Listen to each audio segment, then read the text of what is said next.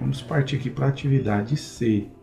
Atividade C diz respeito a conhecer a atuação do professor e a sua inter-relação com a equipe pedagógica e administrativa, assim como a atuação da equipe pedagógica no acompanhamento do desenvolvimento da disciplina.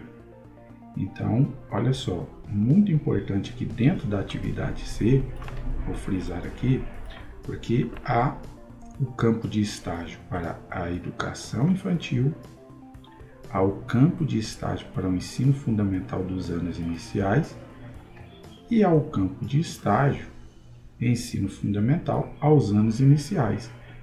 Como você pode perceber aqui, tem um vídeo, né?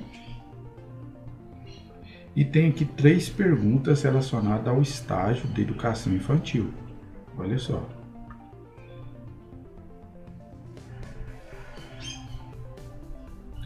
Mas percebam que, com relação ao ensino fundamental aos anos iniciais e também aos anos finais, as perguntas elas são diferentes. Olha aqui as perguntas da educação infantil e olha aqui as perguntas do ensino fundamental que estão relacionadas aos anos iniciais.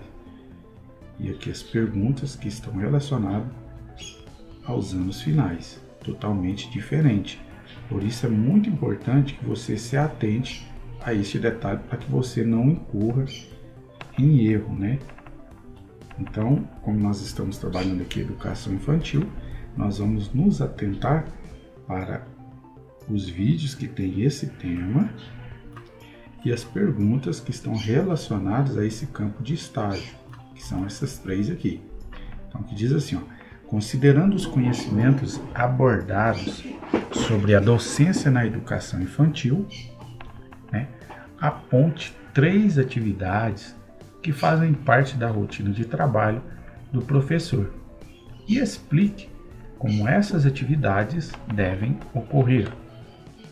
Exemplifique de que maneira a equipe pedagógica poderá orientar o professor, tendo como referência a utilização do projeto político-pedagógico e da proposta curricular. 3. No que se refere às atribuições da equipe administrativa, descreva a importância da relação da direção com a equipe pedagógica para a qualidade dos processos educativos no contexto escolar. Então, olha só, pessoal. A primeira pergunta, que é que você aponte 3 atividades que fazem parte da rotina de trabalho do professor e explique como essas atividades devem ocorrer. Então, a gente sabe que a tarefa, as atribuições de um professor, elas são muitas. Então, ele pode explorar diversas opções. O professor, em primeiro momento, ele vai fazer um planejamento das suas aulas, né? Então, ele vai elaborar aqui, primeiramente, um planejamento de como se dará as suas aulas. E nesse planejamento, ele vai elencar ali as atividades que vão fazer parte das suas aulas. Então ele pode incluir aí brincadeiras, ele pode incluir aí atividades relacionadas a artes, né? Ele pode trabalhar aí também atividades dentro do contexto da ludicidade, que também envolve aí as brincadeiras, né? Então ele pode envolver também atividades de leitura, atividades que envolvem música, né? Muitas coisas o professor ele pode utilizar aí. Então eu estou colocando aqui algumas atividades que podem ser desenvolvidas, que fazem parte da rotina de trabalho de um professor. Então, preparar cada aula, né? Fazer o planejamento dessas aulas, organizar os materiais, os recursos que vão ser utilizados para desenvolver essas atividades, para desenvolver a aula. Pode ser também levantado recursos, né, para ensinar um conteúdo, utilizar equipamentos, ferramentas ou outros elementos para que possam ajudar na ambientação das salas. Então são N possibilidades, né? São N possibilidades. Então saber planejar, saber orquestrar todas essas atividades é o grande diferencial aí. E aqui ele coloca, olha, exemplifique de que maneira a equipe pedagógica poderá orientar o professor, né? Tendo como referência a utilização do projeto político-pedagógico da proposta curricular. Então, essa pergunta número 2 aqui é muito importante. Por quê? Porque essa equipe pedagógica que faz parte do corpo docente aí, ela deve acompanhar, ela deve estar sempre atenta a todo o processo. Todo o processo. Por quê? Porque é importante que durante esse processo o professor ele possa realizar reuniões, né? Discutir sobre as práticas pedagógicas. Então é através dessa equipe pedagógica que haverá uma orientação e um direcionamento com relação ao planejamento dessas aulas, né? Então aqui eles vão discutir critérios, instrumentos de avaliação, ou seja, é uma forma de tornar a formação didático-pedagógica completa. Por quê? Porque existem vários atores, vários cenários aqui que vão ser trabalhados e discutidos em conjuntos, né? Então, esse projeto político-pedagógico PPP é o elemento de maior importância dentro do sistema educacional, no sentido de atuar como uma base para o desenvolvimento das práticas pedagógicas, né? Então, a função dos educadores é compreender, né, as diretrizes, as minúcias presentes no PPP, para que a proposta curricular seja direcionada, resultando em uma aprendizagem mais significativa aos alunos de uma forma geral. Então, vai trazer justamente um alinhamento de posição, um alinhamento de proposta de ensino. A 3 aqui, o que se refere às atribuições, né? Ele quer que você descreva a importância da relação da direção com a equipe pedagógica para a qualidade dos processos educativos. Bom, pessoal, isso aqui é um outro assunto que merece bastante atenção. Por quê? Imagina se a equipe administrativa não trabalha alinhada com a direção. Imagina a equipe pedagógica que não trabalha alinhada com a equipe administrativa. Então isso gera assim um caos, né? Gera assim uma desorganização. Então é preciso, é necessário que tenha uma interação, um alinhamento entre a equipe administrativa, com a direção e a equipe pedagógica. Então, a relação da direção com a equipe pedagógica, ela é relevante para o alcance das metas e objetivos, né, estabelecidos para o ano. Por quê? Porque é através da direção, juntamente com a equipe pedagógica, que se estabelecem planos, metas, objetivos, e aí há o acompanhamento, há o monitoramento para saber se aquilo que havia sido elaborado, planejado, está sendo realmente cumprido e alcançando os objetivos estabelecidos. Então é importante que haja esse alinhamento, né? Então, quando a direção desenvolve afinidade com a coordenação pedagógica, o desenvolvimento, o entrosamento de toda a equipe da escola flui com mais facilidade, né? Porque estão todos alinhados, estão todos na mesma visão, no mesmo objetivo, no mesmo propósito, né?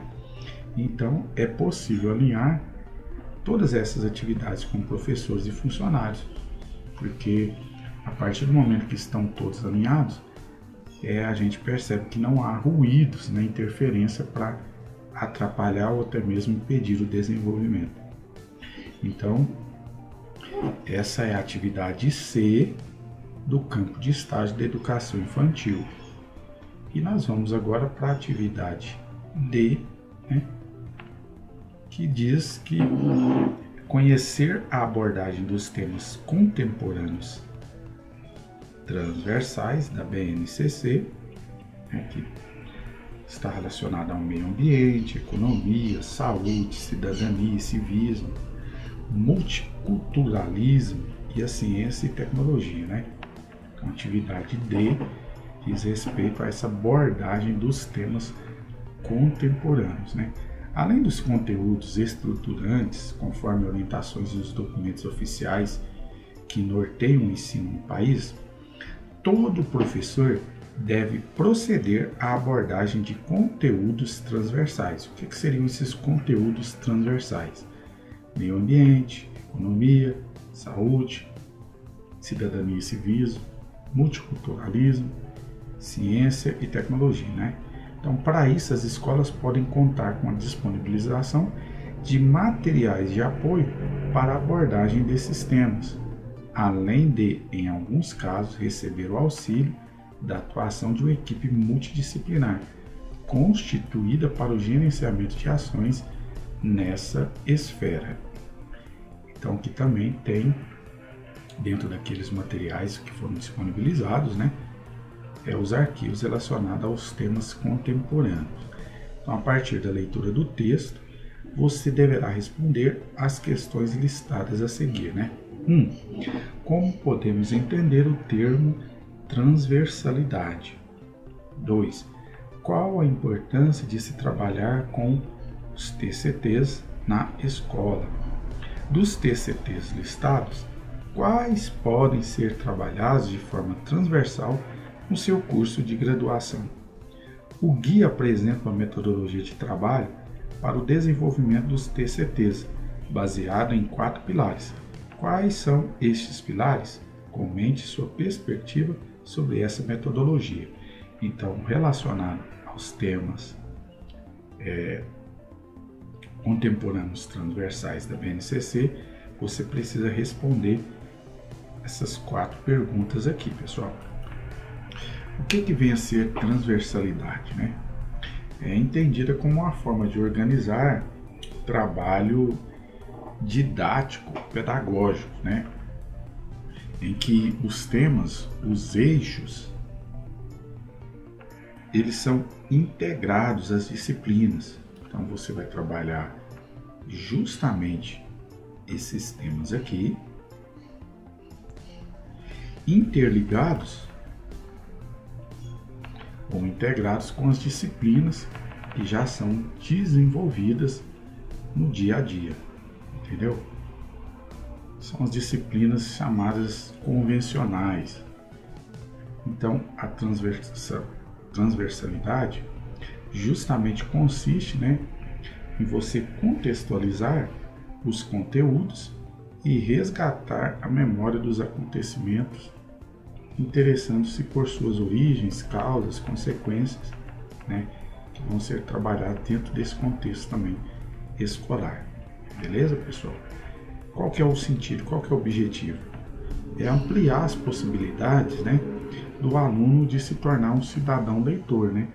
Se tornar um aluno, um cidadão que tenha conhecimento além dos temas ou das áreas ditas convencionais, ele também compreender essa relação que existe do estudo com essas áreas aqui, com esses eixos, esses temas aqui. Então ele coloca aqui qual a importância, né? Qual que é a importância de se trabalhar esses temas, né? A importância de se trabalhar esses temas é que esses temas eles vão permitir ao aluno, ao estudante, compreender questões mais amplas, né? Ele não vai ter uma visão simplista, mas uma visão mais ampla, uma visão mais expansiva, né? Por quê? Porque são questões que estão todos os dias sendo trabalhadas, sendo discutidas no que diz respeito à nossa convivência, à nossa vivência aqui enquanto seres humanos, né? Então, são temas que tratam do cuidado do planeta, questão do território em que as pessoas elas estão inseridas, elas vivem, né? Elas vão trabalhar questões também que envolvem administração, como administrar bem o seu tempo, dinheiro e tal, cuidados com a saúde, né? Também utilização de tecnologias, de mídias digitais, né? Então são vários elementos que estão presentes no nosso dia a dia. Então justamente trabalhar com esses temas vai trazer um alinhamento, né, dos métodos convencionais com algo que nós estamos lidando no nosso dia a dia, né? Então o maior objetivo de trabalhar esses temas aqui é que o estudante conclua a sua educação reconhecendo e aprendendo, né, sobre os temas que são relevantes para a sua atuação dentro do contexto de sociedade. Ok, pessoal? Há 3 aqui, né? Os TCTs listados, aí você vai escolher aqui, dentro desses aí que foram citados, né, aqueles que podem ser utilizados no seu curso de graduação. E por fim aqui, né, ele apresenta, né, quer que você diga quais são os 4 pilares, né? Quais são os 4 pilares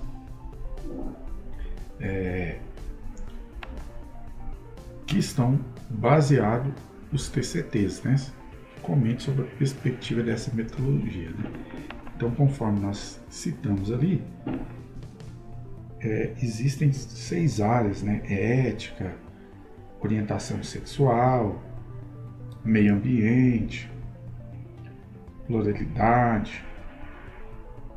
Então são áreas, né, que você pode desenvolver, que você pode utilizar e está baseado nesses 4 pilares, né?